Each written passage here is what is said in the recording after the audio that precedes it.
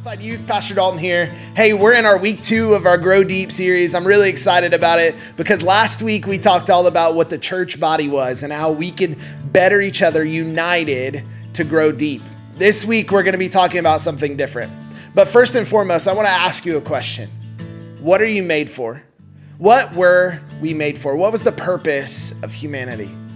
Today I want to read you a verse, and I think this explains what that purpose was. Listen to this. This is in Colossians 1:16. It says this: "For everything was created by him in heaven and on earth, the visible and the invisible, whether thrones or dominions or rulers or authorities.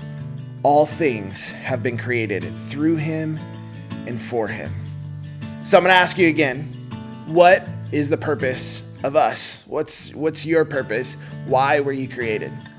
Well, I believe this verse and the Bible as a whole teaches us something. We were created for worship. But you may ask, Pastor Dalton, what is worship?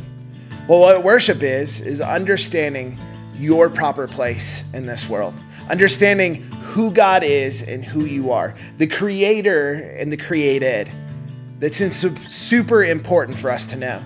And here's a bigger thing. Paul today in Romans chapter 12 tells us something super important. Check this out. Romans chapter 12 verse 1, it says this: "Therefore, brothers and sisters, in view of the mercies of God, I urge you to present yourself as bodies as a living sacrifice, holy and pleasing to God. This is your true worship." Let's read that again slower here. Pay attention to this.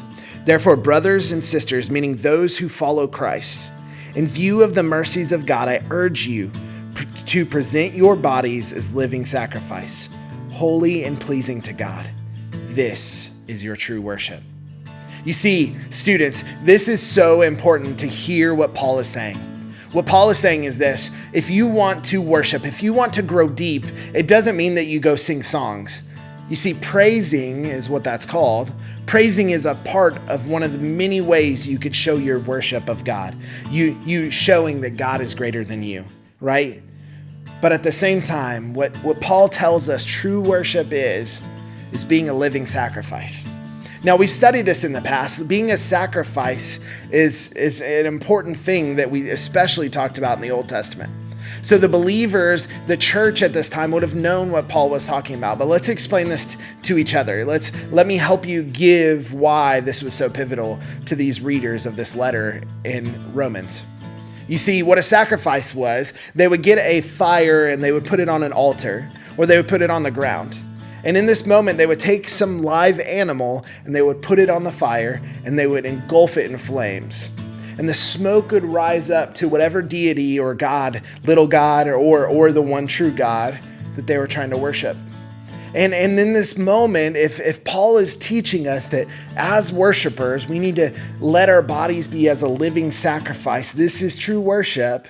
What Paul is telling us is that we need to be all in. That we need every part of ourselves, if we're following Jesus, to be all about lifting up God's name. All about letting ourselves realize every single morning when we wake up that He is God and we are not. Because here's the thing I know about worship. Often in our lives, we tend to worship everything else but God. Especially we tend to worship our own selves. It's this me thing instead of he thing. So today in small group, we're going to be talking more about what this means. Can you be a true worshiper if you're not really a all-in living sacrifice? Because here's the thing I know, it's kind of hard to not be all in when you're a living sacrifice. How do you worship?